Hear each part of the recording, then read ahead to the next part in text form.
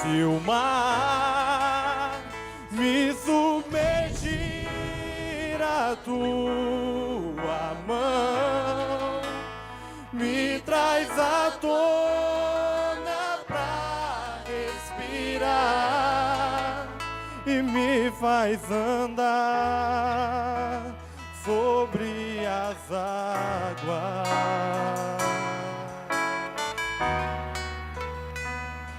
João capítulo 3, versículo 30. Abra o seu coração neste momento e vamos ministrar a palavra de Deus, em nome de Jesus.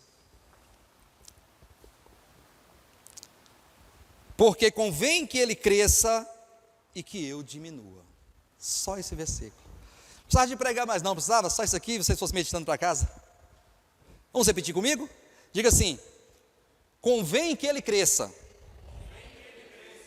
e que eu, diga eu, diminua. Não precisava mais de pregação.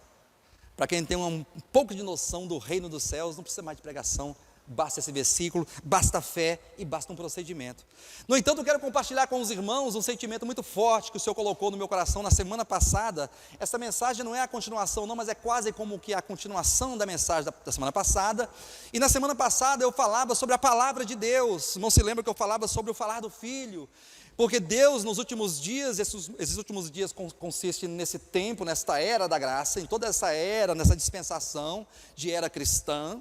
Tá? Então Deus nos fala pelo Filho, e o Filho é aquele que criou o universo, é o próprio Verbo, é o Verbo eterno, Deus encarnado, que veio a essa terra, viveu por 33 anos e meio aproximadamente, e foi até a cruz, morreu, foi sepultado, desceu ao Hades, passou 3 dias e 3 noites no ventre da terra, e depois ressurgiu com poder e glória, foi assunto aos céus, entronizado e exaltado à destra da majestade nas alturas. Então esse Deus que veio a esta terra, que viveu aqui, voltou, esse Deus Criador, Todo-Poderoso, Ele está falando ao nosso coração. Diga amém. Ele está batendo a porta do meu coração e do teu coração, meu caro irmão e minha cara irmã. E nós precisamos dar a devida atenção para o falar de Deus, porque Deus ele cria todas as coisas pelo poder da sua palavra. Hebreus capítulo 11, versículo 3, diz que pela fé, nós entendemos e cremos que foi o universo formado pela palavra de Deus, de modo que as coisas que existem, que se veem, vieram a existir por meio das coisas que não vemos, porque Deus é Espírito. Então Deus, sendo Espírito, Ele criou todas as coisas, as visíveis, as invisíveis, sejam tronos, sejam soberanias, quer principados, quer potestades, tudo foi criado por Deus e para a sua vontade. E esse Deus Criador, Ele criou todas as coisas pelo poder da sua palavra. Então veja que o princípio de Deus é de criar por meio da palavra. Quando Deus fala, Ele traz à existência as coisas que não existem. Quando Deus fala, acontece aquilo que ainda não aconteceu. E isso aí com a velha criação, né? Agora com a nova criação, os irmãos sabem que a nova criação consiste e diz respeito a todos nós que cremos. A nova criação implica no novo homem, que é Cristo, Jesus Cristo, e todos aqueles que foram eleitos por Deus, conhecidos, predestinados, chamados e regenerados pela vida eterna. Então você que está aqui presente, você que acompanha a sua casa, juntamente com todos os irmãos, em todos os lugares do mundo, em todas as épocas, nós compomos, nós constituímos esta casa eterna, esta família de Deus, este corpo místico de Cristo. Nós compomos o novo homem, o reino dos céus.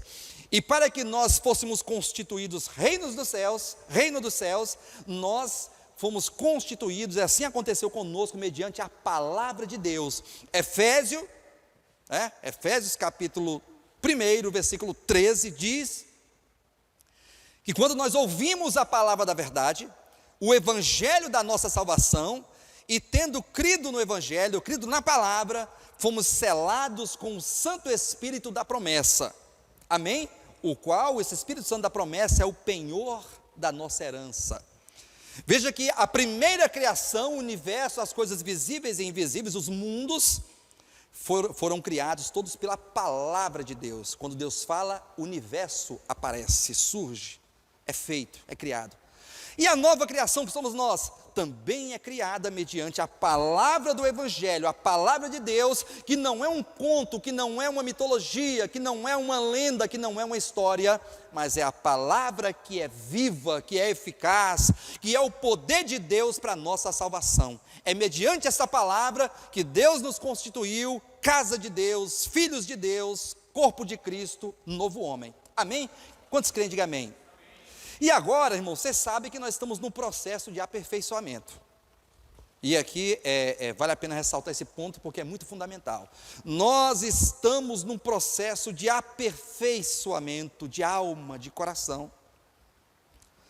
Nós estamos passando por um processo de santificação a cada dia.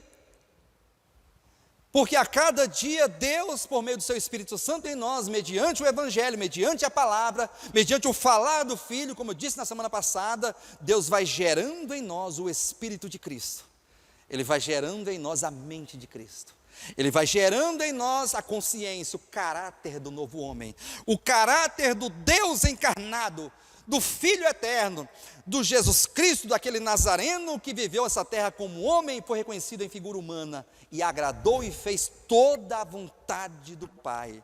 É esse Espírito, é este caráter, é esta natureza humana elevada de Cristo que Deus pretende imprimir em nós, selar em nós, configurar em nosso coração, a mesma alma, o mesmo coração, o mesmo sentimento, a mesma emoção, os mesmos pensamentos.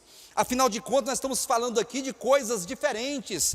Aqui é uma dicotomia muito profunda, quando nós olhamos e contextualizamos a sociedade do mundo, e agora passamos a ver as pessoas, não somente os cristãos, mas todas as pessoas, de maneira muito clara. Porque o Evangelho nos ensina que só existem dois homens para Deus. Quando Deus olha para a terra, existem dois homens, existem duas naturezas. Existem o velho homem e o novo homem. Existe o velho Adão e o novo Adão. Quando eu falo Adão, é no aspecto humano da palavra. Pastor, e Jesus é Adão? Sim, ele é Adão, mas ele é o segundo Adão, ele é o último Adão, ele é o novo Adão. É aquele homem que passou por um processo de novo nascimento e que por fim na cruz do Calvário ele morreu. Aquela humanidade que nasceu, que viveu, que cresceu, ela foi morta e sepultada. Ao terceiro dia, atenção, ressurge daquela sepultura, daquela tumba, daquele útero espiritual, daquela tumba como o símbolo de um útero que gera. Naquele domingo pela manhã surgia daquela catatumba o Cristo ressurreto em poder e glória. Ali está o Filho pleno de Deus, o novo homem. E agora nós estamos nesse processo, porque agora a mente de Cristo deve ser selada e totalmente constituída em nós o Espírito de Cristo. Irmãos, não há vida cristã sem o Espírito de Cristo. Sem o Espírito de Cristo, sem o Espírito do reino, sem o Espírito da redenção, a única coisa que as pessoas conseguem é ser religiosos. Vocês querem ver uma coisa? As pessoas sempre estão predispostas a fazer alguma coisa. A fazer alguma coisa para Deus, no sentido de fazer alguma coisa para Deus, como aquele que faz uma oração. Aí as pessoas pensam que quando se ora e fala com Deus, é para Deus, está orando para Deus. Ah, pai, eu orei, eu estou agradando a Deus, Deus está bem feliz com a minha oração. Cuidado, porque esse pensamento é um pensamento errôneo. É um pensamento totalmente equivocado dos princípios de realidade neotestamentários. As pessoas pensam que orou e agradou a Deus, Deus recebeu a oração dele, Deus está todo feliz porque ele orou. Não. Ah, pastor, então não tenho que orar. Não, você deve orar, só que orar não no sentido de agradar a Deus, no sentido de carência, de necessidade, ser totalmente revestido de um sentimento de dependência profunda de Deus, a ponto de não conseguir viver sem orar, sem ter comunhão com Deus, sem receber de Deus, sem abrir o teu coração, sem clamar por misericórdia, sem se fortalecer no Senhor e na força do seu poder. É o espírito totalmente descontextualizado dos princípios da religião dos homens. E quando eu digo que é fácil ser religioso, é porque assim a pessoa traz uma oferta, acha que deu para Deus. Faz uma oração, acha que orou para Deus. A pessoa canta um canto, acha que está cantando para Deus, e aí Deus achou bonita a minha voz, eu cantei com tanto fervor, até chorei. Eu quero dizer que cuidado com esse sentimento. Nós precisamos prestar a Deus um culto racional, não é um culto emocional. Pastor, se eu orar e chorar, se eu louvar e chorar, porque eu sou sensível, eu sou emotiva, não tem problema nenhum. Você pode orar chorando ou sem chorar. Você pode orar sentado ou em pé. Você pode orar deitado na sua cama, dirigindo ao volante do seu carro. Você pode orar dentro do elevador. Você pode orar em qualquer lugar, em qualquer posição, porque Deus não olha para a posição do teu corpo. Deus olha para a posição do teu coração. Qual é o espírito? Quais são as motivações da tua oração? Por que você está orando? Porque a oração ela pode ser reprovada por Deus. Não se esqueça que quando os fariseus oravam, Jesus ele reprovou a oração dos fariseus, bem como reprovou o jejum dos fariseus e a oferta dos fariseus. Então Jesus ele reprovou tudo dos fariseus. Coisa linda. Reprovou tudo. Os fariseus eram reprovados por Deus. Por quê? Porque oravam em pé nas praças com as mãos levantadas em alto e bom som para ser visto dos homens e depois elogiados. Está ali um homem de Deus de oração. Aí quando eles jejuavam, eles não lavavam o rosto, com o olho cheio de remela, a cara amassada, o cabelo arropiado, triste, sentado no canto para dizer que estava jejuando, para dizer, olha só um homem de jejum e oração, olha um homem de santidade. Deus falou assim, não faça isso não.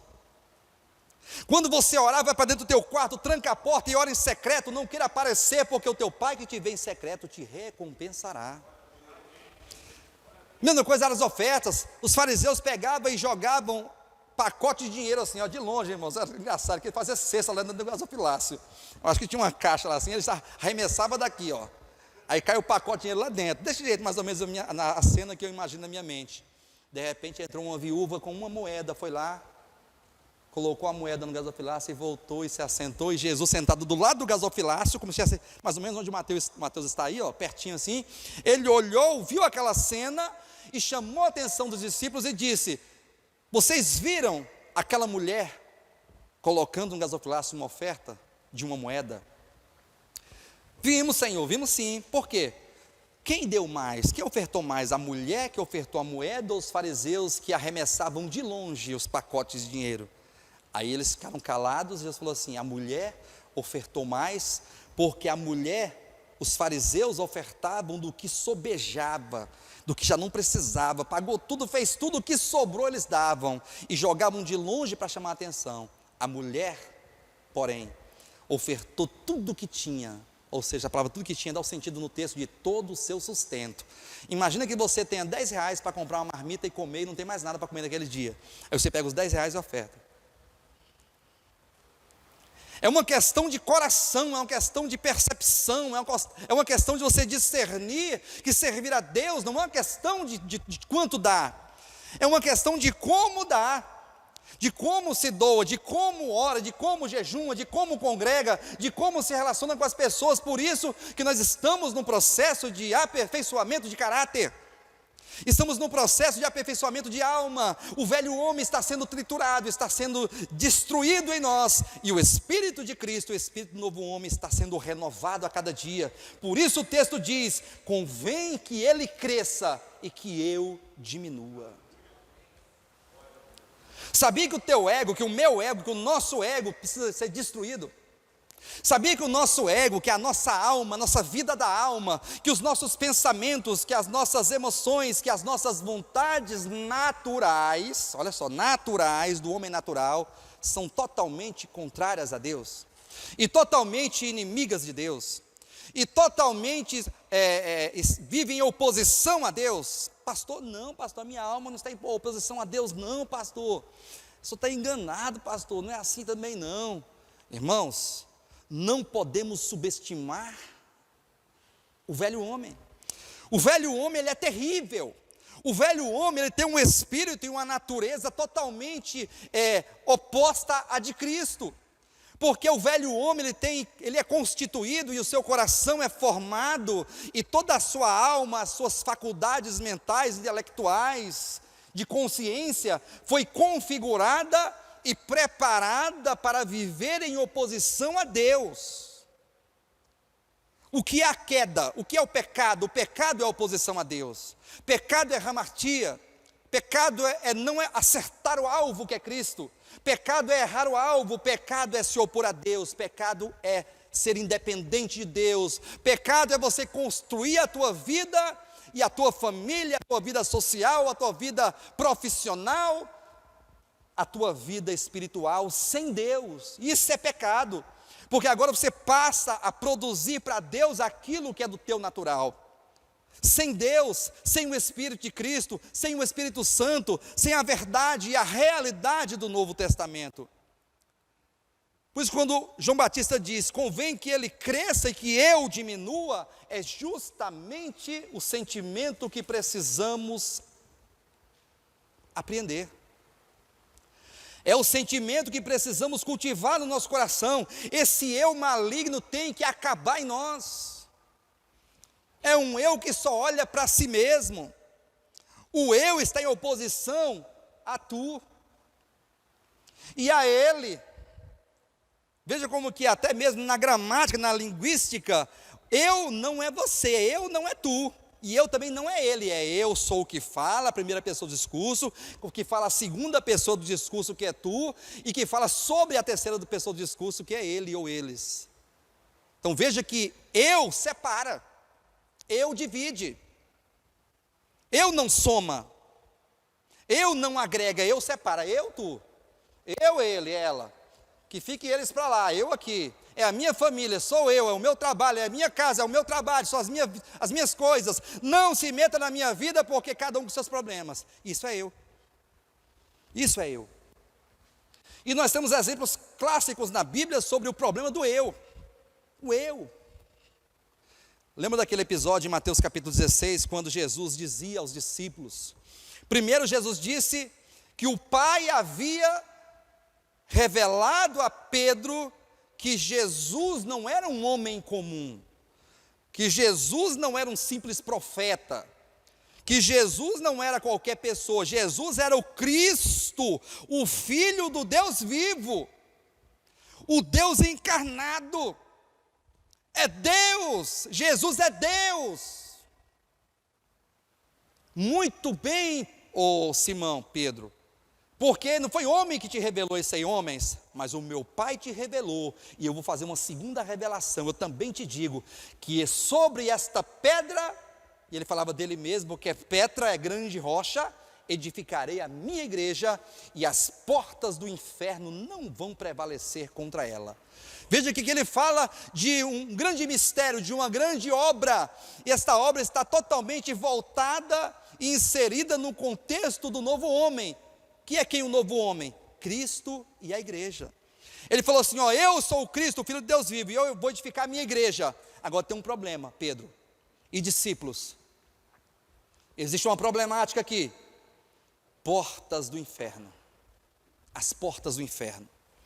Mas, pastor, aonde estão as portas do inferno que podem tentar prevalecer contra a igreja ou contra a obra de edificação da igreja que Jesus faria, então? Bom, esse portas do inferno podemos enxergar de maneira dupla, ou seja, de duplo enfoque. A primeira maneira de enxergar esse portas do inferno, gostaria de colocar lá, Mateus capítulo 16, versículo 19, 18, versículo 18. 18. Também eu te digo que tu és Pedro, e sobre esta pedra edificarei a minha igreja, e as portas do inferno não prevalecerão contra ela. Essas portas do inferno, nós podemos ver e interpretar de duas maneiras. A primeira maneira é a morte. O que são as portas do inferno? São os grilhões da morte.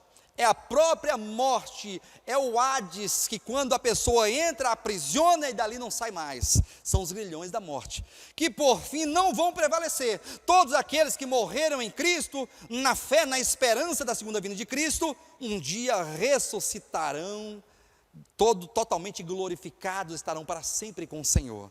Então o Hades não vai conseguir controlar isso.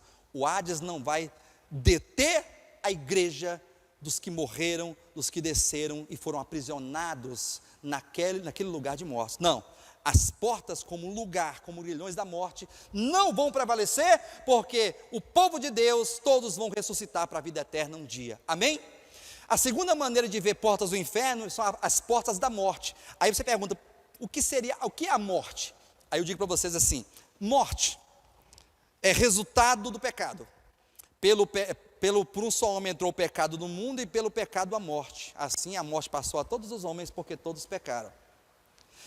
A morte, essa primeira morte, o próprio Hades, que é o lugar dos mortos, é o resultado do pecado. O pecado gera morte.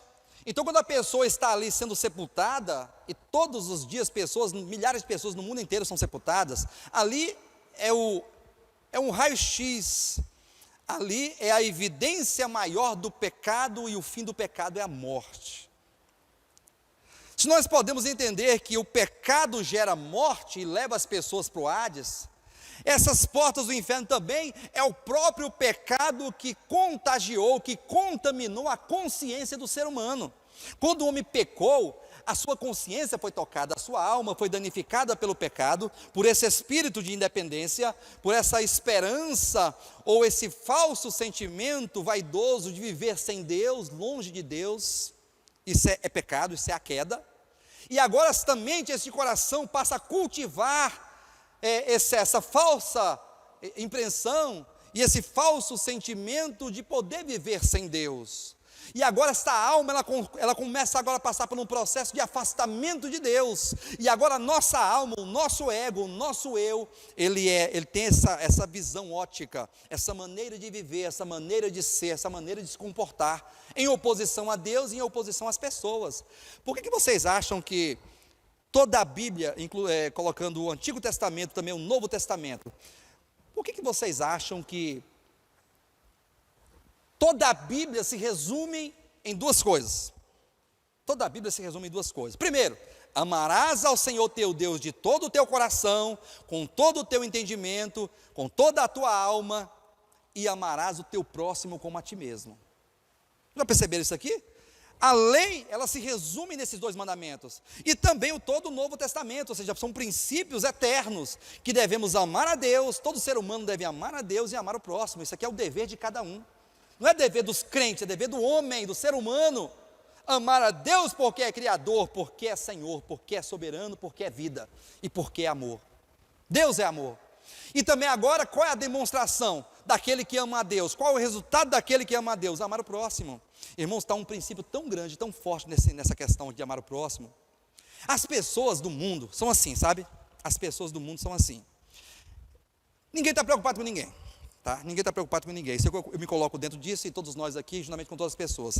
Eu quero saber uma pessoa falar assim, eu estou preocupado com os outros, mais do que a mim, ou pelo menos no mesmo patamar, no mesmo espírito. Eu me preocupo tanto com os meus filhos, como com os filhos dos vizinhos.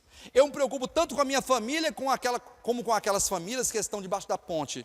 Eu me preocupo tanto com a minha vida, como também com a vida dos outros lá fora. Quem é essa pessoa? Eu sei que tem pessoas boas no mundo, eu sei que nós temos pessoas boas aqui, que nos outros ministérios, nas outras igrejas tem pessoas boas, tem cristãos de coração bons. Mas eu quero dizer para vocês que o mundo no geral é individualista. Ninguém está preocupado com ninguém, cada um com seus problemas. Não quer saber de nada não. Eu já passei por isso aí, eu consegui sair, eu consegui vencer. Que vençam, que saiam, que se virem.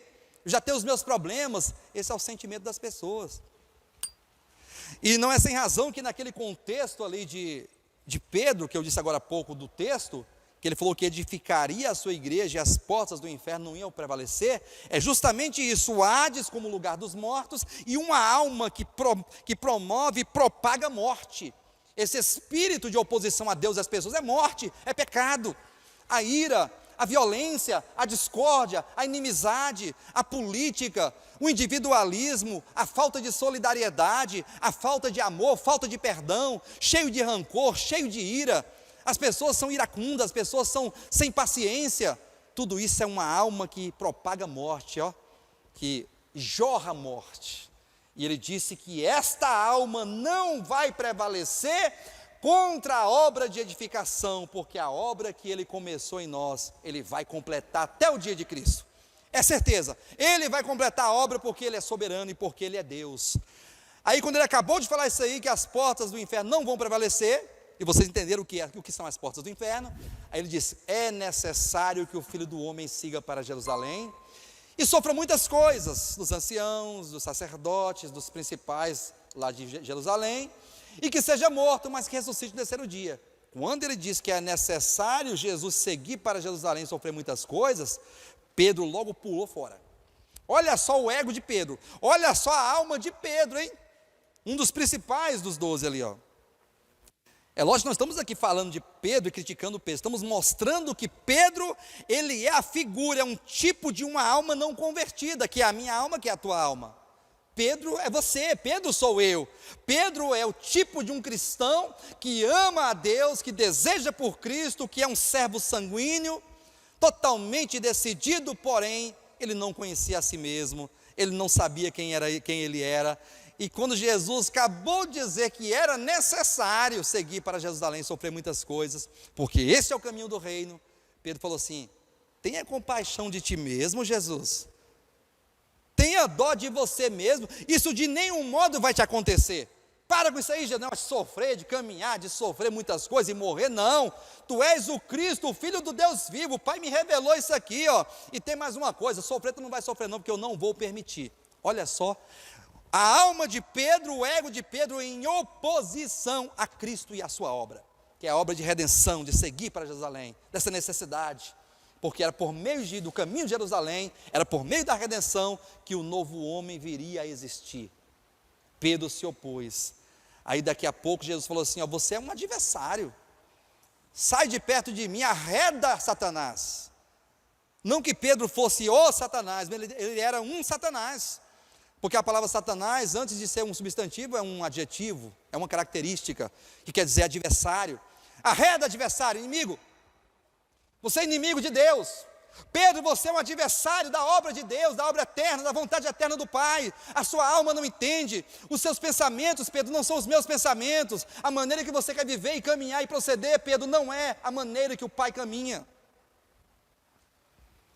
Você é pedra de tropeço, Pedro. Aí ele passou a exortar todos os discípulos no versículo 24, dizendo, se alguém quiser vir após mim, atenção para você que está ouvindo essa mensagem, porque essa palavra é para você e para mim nesta manhã, e você que está em casa também. Então Jesus disse aos seus discípulos, se alguém quiser vir, irmãos, é se você quiser ir, não se sinta constrangido, e também não fique chateado com a maneira que eu falo, que eu não estou sendo irônico, eu estou sendo sincero com vocês, porque essa palavra primeiramente é para mim. Para ele era necessário, é necessário que o Filho do Homem siga, sofra e morra. Para vocês é se você quiser, não se turbe o seu coração, porque o discipulado é uma decisão, é uma escolha. Ser um vencedor não é uma questão de obrigatoriedade, é uma questão de voluntariedade. Você deseja ser vencedor? Você deseja ser aprovado por Deus? Você deseja reinar com Cristo, ser arrebatado antes dos 3 anos e meio de grande tribulação que daqui a pouco vai começar? Você deseja ser multidão, descomprometida, preocupado somente com o benefício de Deus? Ou você precisa ou deseja ser um discípulo ao lado, seguidor do Cordeiro, filho de Deus, servo fiel e prudente?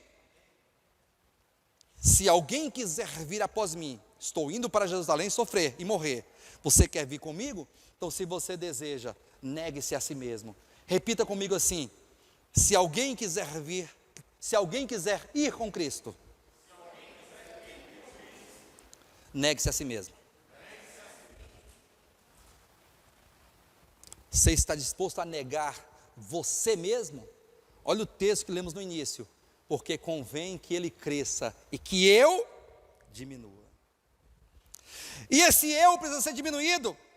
Este ego maligno em oposição a Deus, inimigo da vontade de Deus, precisa ser controlado como se controla um cavalo brabo, selvagem.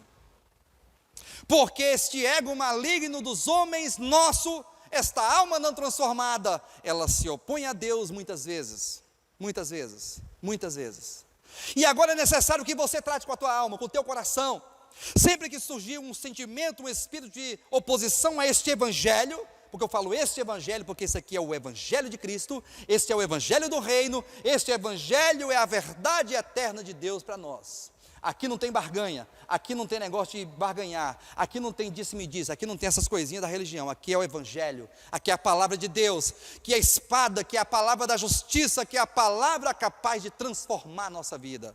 E o que nós precisamos é de transformação na nossa alma, não é de uma vida religiosa. Aí ele pergunta para você: você deseja vir comigo? Estou indo. Venha comigo se você desejar, mas tem uma coisa: negue o teu ego, negue a tua vida, a vida da alma, tome a tua cruz, porque eu estou tomando a minha, tome a tua e siga-me, porque aquele que quiser perder a sua vida, aquele que quiser ganhar a sua vida neste mundo, vai perder no reino. Mas aquele que perder a sua vida por mim neste mundo, vai encontrar no reino e na vida eterna, porque esta é a promessa de Deus.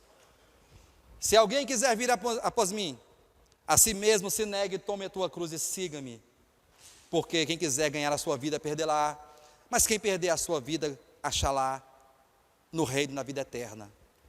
Versículo seguinte fala, 26, pois o que aproveitará o homem, se ganhar o mundo inteiro e perder a sua alma? Ou o que dará o homem em troca da sua alma? Porque o Filho do Homem, 27, porque o Filho do Homem há de vir na glória de seu Pai. Irmãos, Jesus está vindo na glória do Pai. Quem sabia que Jesus está vindo na glória do Pai? Quem sabia e quem acredita e quem crê e quem tem a plena certeza de fé que logo, logo esses céus vão se abrir e Jesus vai se manifestar. Eu sei que tem pessoas que não acreditam, mas não tem problema não, fica sem acreditar. Cristãos, não cristãos, conversa é essa de vinda de Cristo? Nunca veio, sempre as coisas permanecem da forma que estão. Não acompanhe, não dê ênfase ao espírito deste mundo, porque os céus vão se abrir, e o Filho do Homem, o novo homem, poder e glória, virá na glória de seu Pai com os seus anjos, então retribuirá a cada um segundo as suas obras. Amém, queridos? Quantos entenderam? Diga amém. Porque convém que ele cresça e que nós diminuamos. Convém que Cristo viva em nós e que o nosso viver que temos nessa vida humana, vivamos pela fé no Filho de Deus que se entregou por nós para a glória de Deus o Pai. Se o mar me submergir, a tua mão me traz à tona pra respirar e me faz andar sobre as águas.